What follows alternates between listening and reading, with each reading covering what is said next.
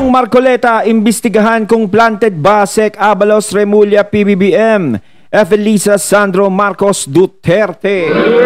Ayan, syempre itong balitang ito na ating matutunghayan ngayon ay nagmula kay News Files. Syempre ilalagay ko sa description box ang link ng channel ni News Files para maging updated po kayo sa channel niya at updated sa mga balitang inilalabas niya. At syempre ito ang inyong lingkod na si BT na magbibigay ng reaksyon at komento dito sa balita na ating mapapanood ngayon. So wag na natin pagtagalin at sabay-sabay na nating panoorin ang laman ng video na hatid sa atin ni News Files at bibigyan natin ng reaksyon ng balitang ito. Sa totoo lang.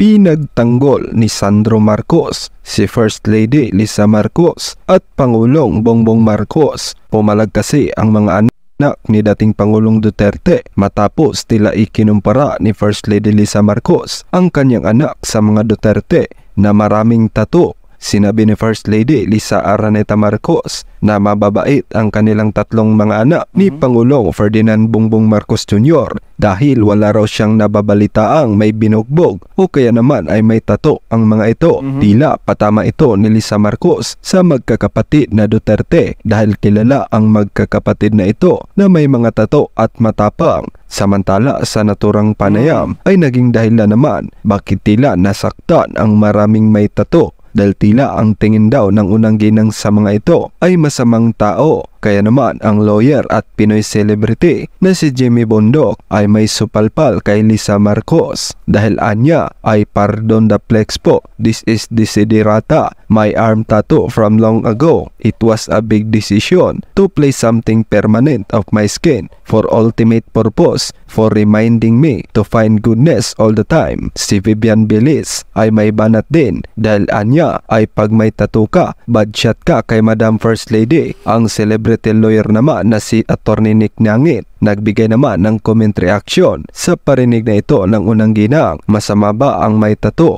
Para sa kaalaman ng mga mangmang, hindi po masama ang pagkakaroon ng tattoo. Hindi rin yan indikasyon ng kalooban o antas ng kaisipan. Maraming dahilan kaya nagpapatato ang sinuman pero nagduda ang kampo ng mga Duterte kung bakit ngayon lang nagsalita si FL Lisa Marcos. Ang tanong nila ay ano nga daw ang naging dahilan kung bakit bigla na lang itong pumutak ngayon sa away nila ni BP Sara Duterte. Matatandaan daw na may malaking bolilyaso ngayon ang Marcos administration. Teka lang dito muna tayo sa may tato. Dep, ano nga yun? Parang syempre, ang ibig sabihin, lagyan natin ng kulay ng konti. Kulay violet. O kulay green. Kasi syempre parang yung salita na yung mga anak ko, walang tattoo yan. Parang ganun yan, matitino yan. Kasi parang nga naman maiisip nung ibang may mga tattoo. Like me. Ayan. Pag hindi matino, 'di ba? Parang diskriminasyon 'yun sa may mga tattoo. Kasi hindi naman lahat ng may mga tattoo masama. 'Di ba? Ibang sabihin, 'di ba, yung diskriminasyon nga ng mga ibang tao sa may tattoo. Ikaw, dahil mong tattoo, siguro nakulong ka. Siguro masamang tao ka, ganun. 'Di ba? Hindi porket makikita nyo na ang mga tao is maraming tattoo is masama na, walang yana. Hindi nyo ba alam na karamihan sa may mga tattoo ngayon ay mga professional? 'Di ba? Mga artista nagpapatato. May mga tao sa gobyerno na may tattoo. 'Di ba? May mga nag-success sa buhay na may mga tattoo. Kasi ang tattoo ngayon hindi lang sa kulungan. 'Di ba? Dati kasi sa kulungan siya. Ngayon, is ang tattoo ngayon ay art na. Halos lahat nagpapagawa na. Halos nga yung buong katawan, pati mata, tinatatuan na. Diba? Art na Iba, doon sila masaya, ganun lang. Hindi dahil sa may tattoo ka para maging masama ka. Kasi, ang dami pa rin na mga nag-success ang buhay kahit may mga tattoo. Kaso nga lang, sa ibang trabaho, nagkakaroon ng diskriminasyon ng may tattoo na hindi tinatanggap, may tattoo ka. Dapat yan ang baguhin No? Kahit pa paano. Kasi kalimitan pa nga sa may mga taong may tato ang matitino kaysa mga taong walang tato. May kakilala ko ng ganyan. Ang dami niyang tato, sobrang dami. Pero hindi nang bubugbog ng asawa. Kumpara dun sa mga napapanood ko sa balita na walang tato, binubugbog ang mga asawa. Hindi nga napanood ko sa balita yun. pinaris nung isang reporter ngayon yun. O, di ba? Kumpara sa may tato sa walang tato. Di ba? Hindi lahat ng may tato ganun ang ugali.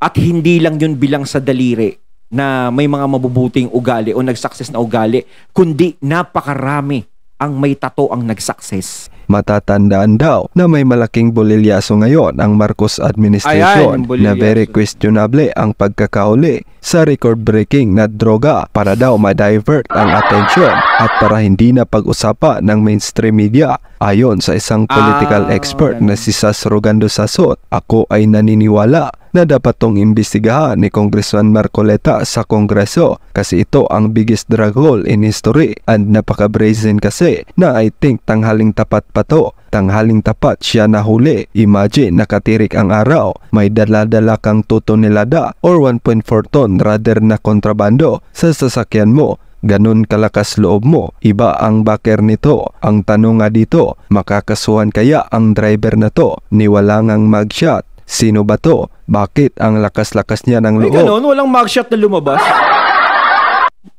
Na mag-drive ng may ilang toneladang shabu dyan sa kanyang sasakyan tapos idadaan pa niya ng checkpoint. Bakit ganun kalakas ang kanyang loob? Wala siyang lisensya, parang sinadya, wala ring nakuhang arma sa loob ng sasakyan niya. Meron nga nagsabi sa akin na baka mamaya is pinadala lang sa kanya. Kunwari, dalin mo to, ganto, ganyan. Mga sardinas yan, ganun. O kaya mga pulbus yan. O kaya tawas, ganun. Baka mamaya daw ganun siguro. Diyos ko naman. Para namang hindi, mag-isip ka naman, di ba? Nahuli, hindi naman ata nakalagay sa mga lata, sa mga ano, di ba? Parang nakita talaga, as in talagang, yun talaga yung items eh. Di ba? Parang ang nangyari, walang takot yun. Nagdire-diretso ka mantakin mo, tanghaling tapat pa. Yung iba nga lang, sa maliit na halaga, million, 100,000 nga lang talaga, ibubuwis mo na yung buhay mo. Iingatan mo na. Hindi mo, lalo na yun, tonelada, billion ata. Diba? Hindi basta-basta pakakawalan ng ganun-ganun. Ayun nga lang yung nakakapagtaka kung bakit napakawalan siya ng ganun. Wala naman tayong pinipinpoint kung sino may pakana niyan. Yung iba siguro may pinipinpoint. Pero ako, syempre ako naman magtataka naman ako, no, hindi naman ako tanga-tanga. Diba? Tanghaling tapat, maglalabas ka ng ganyan, idadaan mo ng checkpoint. Di parang lumalabas dito yung drug lord tanga. Para siyang yung kahapon lang parang uso ngayon to. Kumbaga wala na si FPRRD, hindi na mahigpit. Magnegosyo kaya ako ng ganyan. Malaki daw kita dyan eh. Parang ganon. O sige, subukan ko bukas kasi first time ko magnegosyo nito. O ibiyahe mo nga to.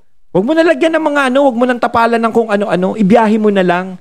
Kasi maluwag naman ata, wala na yung yung war on drugs.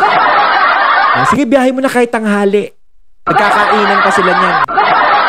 Parang ganon, yung parang mangmang yung yung leader nun, yung nagpapadeliver nun. Diba parang di ba? Ikaw kasi, di ba, yung may-ari niyan, kung sino man. Parang ang tanga-tanga mo naman, papahuli mo yan. Tapos billion, ang laki pa niyan.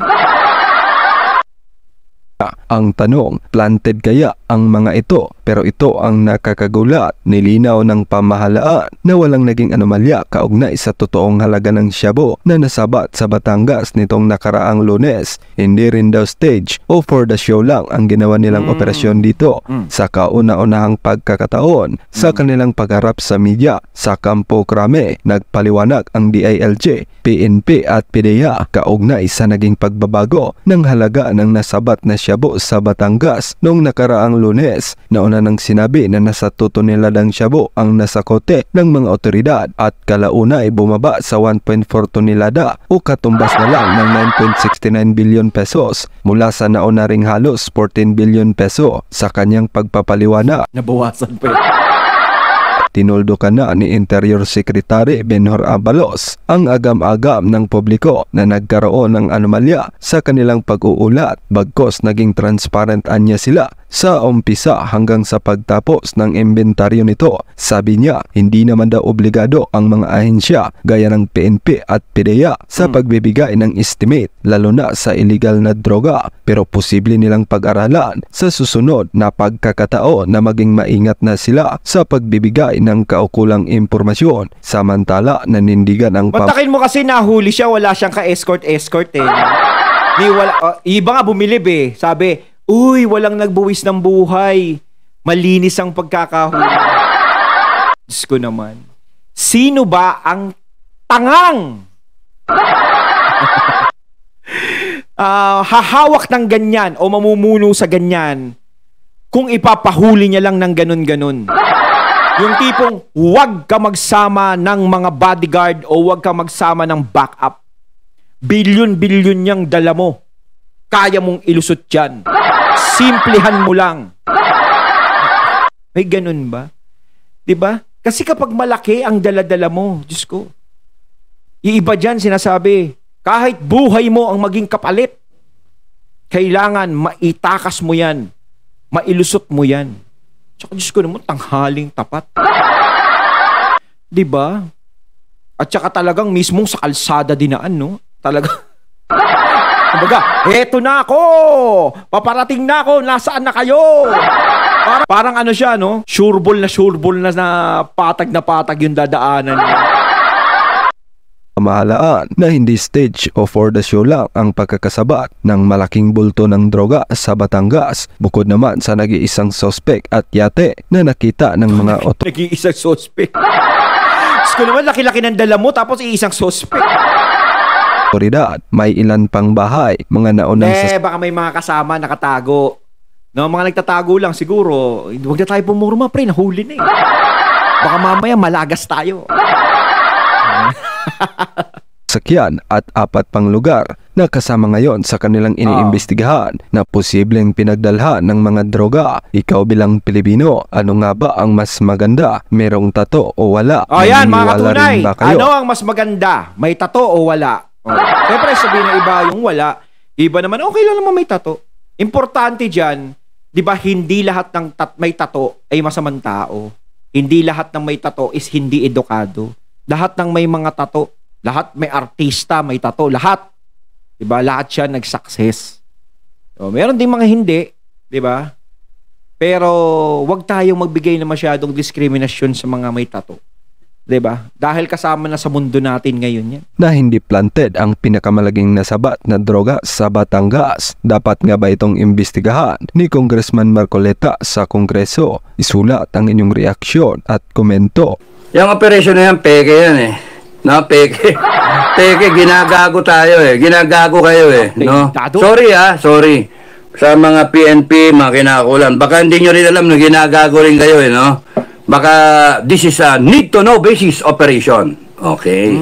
Mga ilang tao lang ang nakakaalam na talagang merong ganong huli, etc. etc. Pero sa tingin ko talaga fake news. Fake yan eh. Bakit? Okay. I would like to look at it from the point of view of a drug lord, no? A syndicate, na syndicate yung utak, no? From a businessman's standpoint. Kasi, wala lang yan. Ilan yung sana ba syndicate ang utak nun eh? Di ba nahuli? O, kung syndicate ang utak niya, sigurado palaban yan. At saka mailulusot niya yan. No? Kung di niya man mailusot, lalaban yan. Maraming escort yan. Pero malay natin, yung nagpadala niyan, baka dating may-ari ng pagawaan ng bisikleta, tapos nalaman niyang malakas yan, o sinubukan niyang pumasok, wala pa siya ganong alam sa ganyan. Akala, deliver mo lang kahit mag-isa ka. Akala siguro ganon. Bigyan natin sila ng palusot, parang gano'n. 2 tonelada, 13.3 billion. You do not put your eggs in one basket. Yes. Oo. Sige. Yung lahat ng totoo na. Pupunta natin. Number pelikula nga, napapanood natin, ingat na ingat sila. Shipment. Okay. Shipment. Ano mali doon sa shipment? Isang tao, driver, ibigay ko na doon sa driver. Walang kinalaman kunyari yung driver. Inosente yung driver. Okay. Bigyan natin sa kanya. Tapos yung mga sinasabi naman nagko-comment, yung 2 tonelada kasya ba doon sa poton na ano yung kapasidad? 2 tonelada rin kunwari yung kapasidad, pinagsiksik-siksik. Okay, let's give it na ganon. Peke ba yung droga na ginamit? Pwede. Pwedeng actual. Recycle ba yung ginamit? Pwede. Pwedeng hindi. No? Pero ang sa akin, ang pinaka-glaring na dapat tignan, hindi na bale yung yung droga, yung quality ng droga na sinasabi kagad ni BBM na first grade quality. Parang tatak made in ganyan, di ba? Saan ba galing? Napansin ko rin yung yung packaging. Kasi kung isa pinanggalingan yan, pare-pares dapat yung packaging. Tignan nyo yung mga yung mga nahuli nung sino yun? Yung general ano ba yan? Yung sa PNP? Dison ba yun? Nawala sa ulo ko yung yung almost 1 ton. Okay. Kuha nyo na, no? Yung inimbestigahan sa Senado, yung 1-star general, no? Yun, tignan nyo yun. Parang formang kulay green yung packaging. Tapos yung sa Baguio na nahuli, parang mga formang tea bags yung pinaglagyan, no? Ganon din yung ibang huli sa Pampanga ba? So kung titingnan nyo, kung yung legit na operation, right away, makita nyo sa packaging, pare-parehas ang itsura. Ito hindi eh. Ay? Merong may kulay green, merong bear, parang so hindi siya pare-pareho, parang iba-iba. So lumalabas dito, parang sa iba-iba nang galing yun. Ang dami pala nilang tanga. Ito kasi parang ang daming DL, ayun na lang DL. Huwag natin idiretso. Alam niyo naman mga katunay kung ano ibig sabihin ng DL. Ang daming DL pala na nagmamay-ari nun na tanga. Diba? Pagpalagay natin kasi iba-iba eh. Sige, kasosyo ko dyan. Isabay mo na rin yung sa akin. Ang hirap kasi paniwalaan eh. Ewan ko ba? Diba? Tama nga na. Ilalagay mo ba sa isang basket lahat? Diba? Hindi ka maglalagay kung ano mong ano. Diba? Tapos ganyan pa yung dala-dala mo. Parang pinagkatiwala mo sa isang driver, Marios. Puting ek-ek. So parang pinagsama-sama. Kaya nga nandun yung chismis, yung thinking na siya, pinilit ba na pinagduktong-duktong yung mga stock and then to come up with the biggest haul ng shipment, which is almost 2 tonelada na kamo. No? Pero tapos isang driver na hinire pa nila for 6,000. No, hindi pa kanila yung van. Okay lang 'yon. Let's give it para pakawalan nyo na 'yon. Pagpalagay natin, i-hire mo 'yon. Walang alam yung driver, wala ding alam yung may sa truck na 'yon. Siyempre kahit naman paano kung i-hire mo 'yon, kung wala talagang alam yung driver doon. Siyempre kahit paano magtataka yun, ano ba itong dala-dala ko? Ba't ang dami-dami naman ito? Asin lang yan, hindi mo na pwede sabihin ganun. Siyempre, di ba sisigurado mo? Kasi ang dami nun eh. Tons ang pinag-uusapan. Di ba? Pero kung ako kasi ang drug lord, kung titignan ko yung cost of doing business, kung titignan nyo yung magkano ba ang puhunan ko sa 1 gramo? Magkano ang puhunan ko sa 1 tonelada? Sa 1 tonelada. You're talking of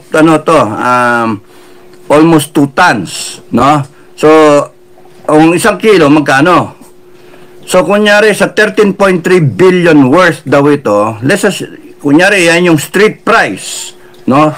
Yan yung customer price, retail price, 13.3 billion. And considering that it's an illegal substance na may mga kanakanang huli-huli, etc., may mga lagay-lagay, at may mga cost ng, cost of security tracking, bribing people in government, especially the uniformed personnel, yung PNP na siyang huhuli, PIDEA, let's say kunyari separate mo yung cost ng product mismo, nasa sa 13 billion palagay mo na, safe bound to say 2 billion yung worth ng produkto. 2 billion. Kasi definitely yung droga, ang laki ng profit niyan, no? Kasi in demand in demand, illegal. So palagay 2 billion.